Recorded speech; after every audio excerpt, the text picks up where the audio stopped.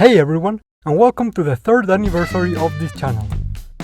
A month ago I asked what you'd like to see for this occasion, and here is the video based on your response, taking a look at the history, inner workings and tech of this very research center.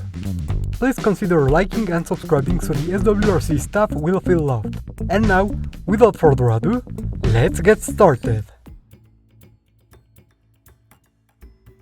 Nowadays, the SWRC has positioned itself as one of the most prominent biological research centers in the world, quotation pending. But the beginning of this story dates back to 1955, a year after a massive organism struck Japan, the giant crocodilian we now know as Gojira. While a very notorious event by itself, the implications of its discovery were huge.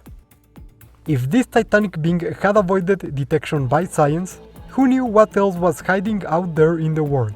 And if the amazing adaptations of this being were any indication, it was worth taking a look at even the beings we knew to further study them, with no shortage of resources being allocated to such a purpose, to the speculation, the questioning of our world's wildlife.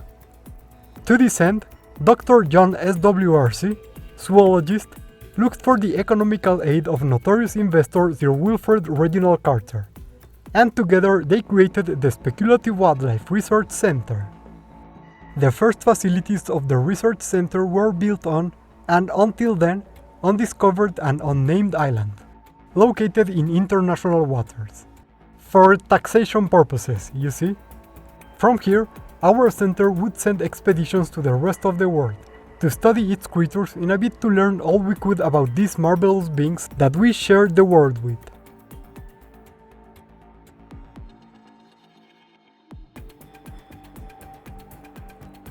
Over the years, the SWRC has expanded constantly, beginning with a few people researching wildlife and growing into an ever-expanding center with facilities all across the world.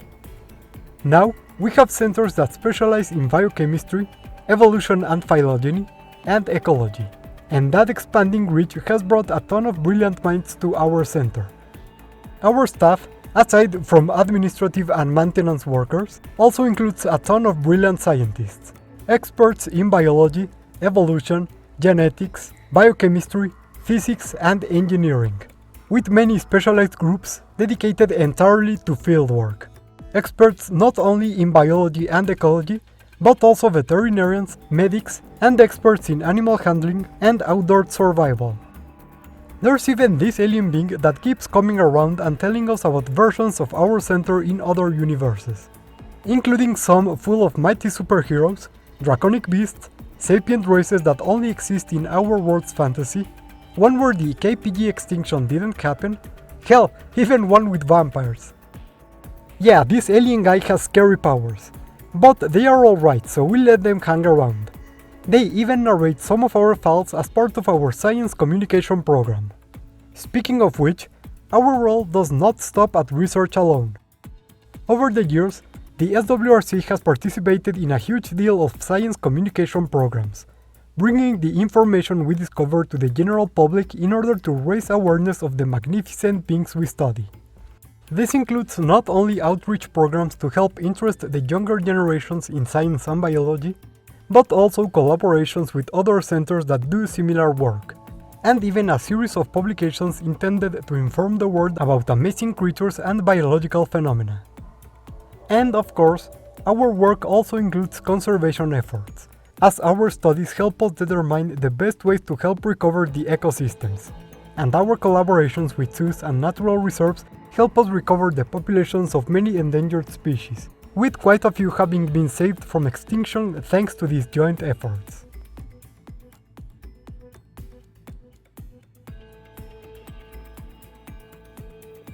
Of course, even our awesome staff needs equally awesome equipment, and while our state-of-the-art labs are cool enough, why don't we talk about the big guns? One of the greatest tools in the SWRC toolkit, and one that has most often been the subject of inquiry by the general audience is, of course, the time machine.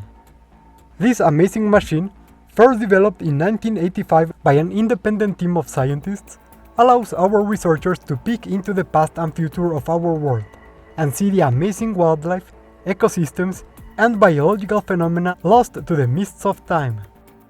And I do mean peak, since safety protocols do not permit us to take any wildlife from their respective times, and even leaving the machine must be done with extreme care, so as to not overwrite the timeline. The time pod comfortably sits up to 6 members of our staff, and uncomfortably up to 37. The controls of the pod, of course, are located outside of the machine to prevent rogue use, with only an emergency button allowing the travelers to quickly find their way to the original time and place. We've even tried using this machine for interspace travel by setting the time dilation to 0 and playing with the arrival coordinates, and results have been great so far, even allowing us to study distant worlds like Sidus. Just don't tell anyone we're using it like that. At the moment of this video's release, the SWRC is one of the only 5 institutions worldwide that are allowed to use these machines. That's right, we did manage to regain our time travel license after the Manatee incident, and the Mammothesaurus event, and the Captain Trilobite shenanigans.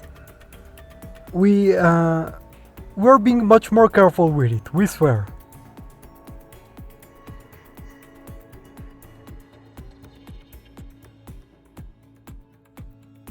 Recent advances in engineering have allowed us to create a piece of technology that greatly aids in our research. The Research Mecha. See, during fieldwork, these wild, unpredictable and many times dangerous animals can end up attacking our staff, and the importance of this work meant we had to find a way to keep it going with as few risks as possible, and after careful deliberation, the answer became clear. To protect ourselves from these monsters, we created a monster of our own. SWRC MO1, aka the Ivory Dreadnought, is, in essence, a walking laboratory, furnished with biochemical research equipment, advanced computing centers, restrooms, bunks, and video games, because sometimes things get boring in the field. Partially created through the work of former staff member Dr. Ivor Robotnik, one of the main advantages the Dreadnought has over regular methods of transport is sheer mobility. This mecha is equipped with 6 limbs inspired by those of different animals, and this can be arranged in different configurations to allow the mecha to move as a wheeled vehicle with great suspension for all-terrain movement, as a quadrupedal vehicle, or even as a biped, depending on the needs at the moment. 4 of these limbs even double as arms, allowing the mecha's pilots to remove obstacles in their way. Plus, thanks to its cloaking device and computerized detectors, the operators can observe as much wildlife as they want from absolute safety. Of course, given our work is based on research of the world's wildlife, we take all precautions to avoid damage to the amazing beings we study, and so the mech lacks any and all lethal weaponry. In order to protect ourselves, we depend on a strong, steel shield that will be deployed to deter larger creatures. And in order to capture organisms for observation, the mecha has a series of net cannons, as well as dart guns, equipped with a sedative derived from gorgon venom. Our state-of-the-art scanners and computers quickly calculate the mass of any organism, then producing a dose of sedative that will stun it without harming it, after which the animal can be safely contained within the mecha's specially created enclosure for further study, to be, of course, released back into the wild afterwards. Success with this mech has been so great, we've now begun producing 2 more, the Hammerhead engine and Zenith Aurora. Of course, a giant machine is still a giant machine, and all staff assigned to the research mecha must undergo psychological evaluation for us to make sure they will not try to fight wildlife with the mecha. Not again.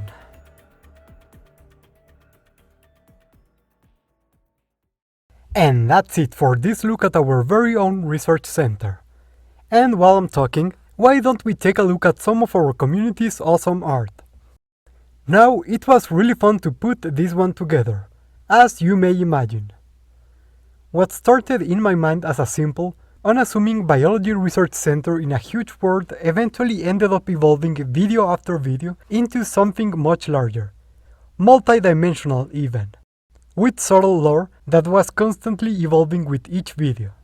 And, despite the original voice of the channel being only a random in-universe narrator, some jokes here and there led to said voice being interpreted as an inhuman alien being, which I decided to lean into.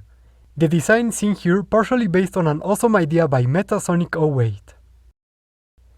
Now, I've said this before, but I'm extremely thankful for all of you guys out there, giving amazing ideas, feedback, and support.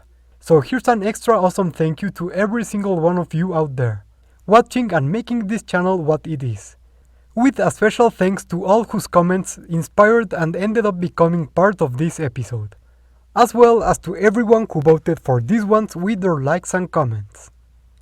And of course, a huge thank you to all of our researchers and research associates who support us through Patreon and YouTube memberships. Your huge help and participation really allows this channel to stay afloat. Thank you! And if you too want to support our work and get some cool things along the way, like seeing our creatures and videos earlier, please consider joining in. It's a huge help to the channel.